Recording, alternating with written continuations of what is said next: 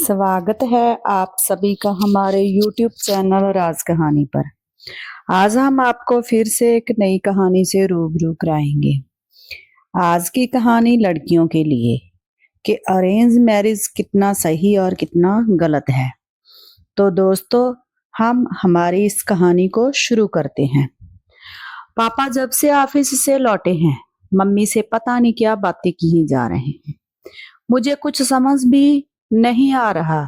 कान लगा तो रही हूं पर कुछ पल्ले नहीं पड़ा। थोड़ी देर बाद दोनों मेरे कमरे में आए और मम्मी बोली, पापा के दोस्त हैं राम अंकल, उन्होंने तुम्हारा हाथ मांगा है अपने बेटे सुमन के लिए। दोनों के चेहरे से खुशी साफ दिखाई पड़ रही थी। सुमन बैंक मैनेजर है।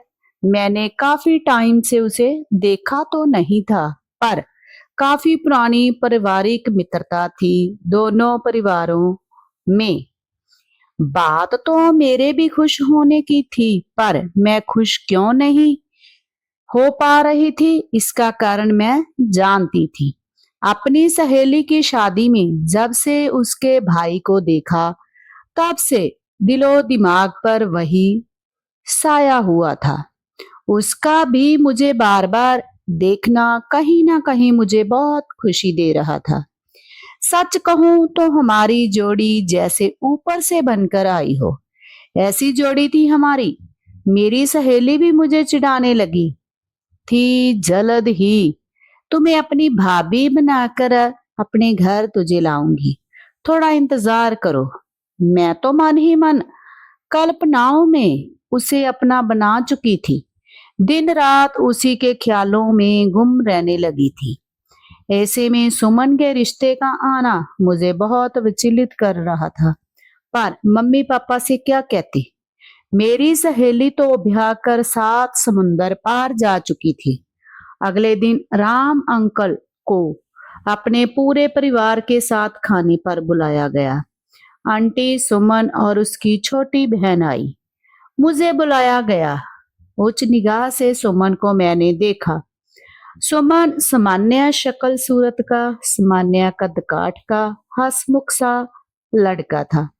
मुझे लगा यह मेरे साथ कैसा लगेगा। कहाँ मैं इतनी सुंदर, बहुत खूबसूरत, कहाँ वह बिल्कुल साधारण। इसलिए अंकल ने पापा को बिना दहेज का लालच देकर प्रभावित कर लिया है। मुझे और सुमन को कुछ समय के लिए अकेले छोड़ा गया। वह कुछ सवाल मुझसे पूछता रहा, मैं बस उनके जवाब देती रही। वह मेरा संकोच समझता रहा और मैं सोचती रही कब यह लोग जाएं। मैं बहुत परेशान थी। सहेली का फोन नंबर भी नहीं था। होता भी तो क्या बोलती।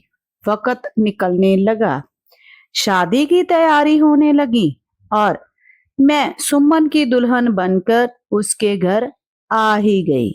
सभी मुझे बहुत प्यार करते, पर अभी भी मैं सुमन की अपने सहेली के भाई के साथ बराबरी करती और उसे हर बात में नीचा ही पाती।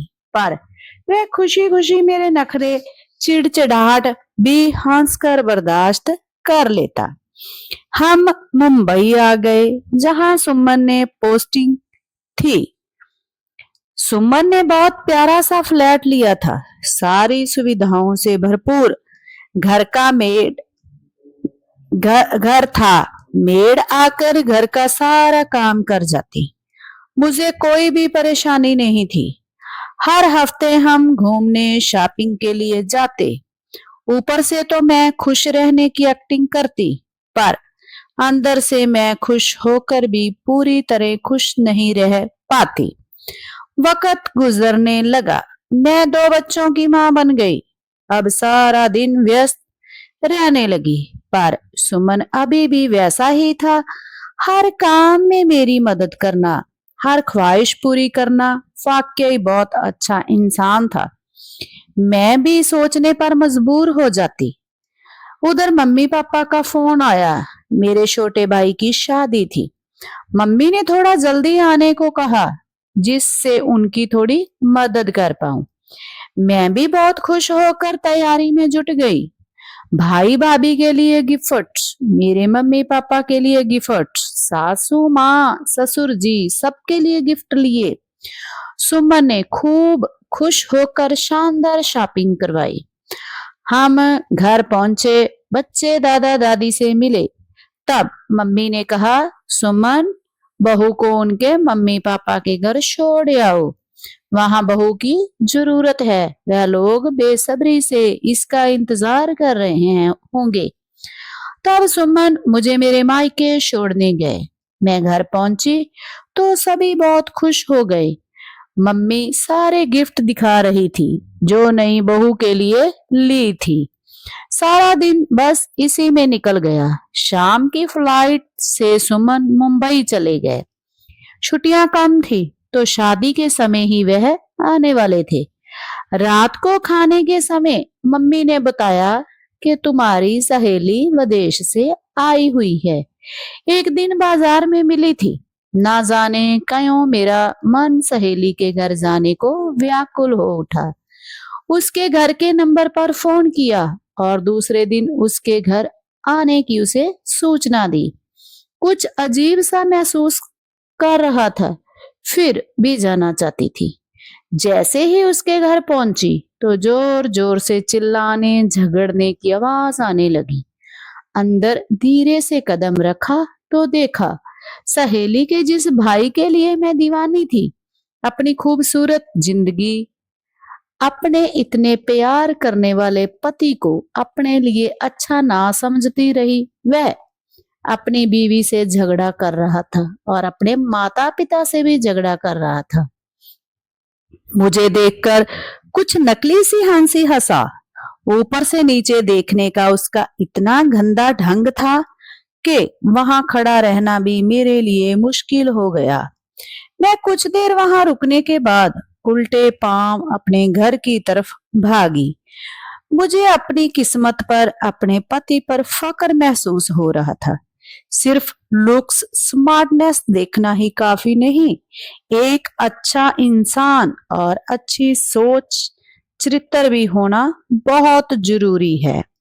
मैं ईश्वर के सामने खड़ी अपनी गलतियों की माफी मांग रही थी, जिसने मुझे गलत होने से बचाया और सुमन जैसा समझदार पति मुझे दिया। तो दोस्तों, जरूरी नहीं कि हर बार हम जो फैसला करें वही सही हो। माँ बाप हमेशा अपने बच्चों के लिए अच्छा ही सोचते हैं, तो उनके फैसले पर भी विश्वास करें। तो दोस्तों, यदि आपको हमारी यह कहानी अच्छी लगी तो हमें कमेंट करके जरूर बताइए और हमारे चैनल को सब्सक्राइब, लाइक और शेयर जरूर करिए।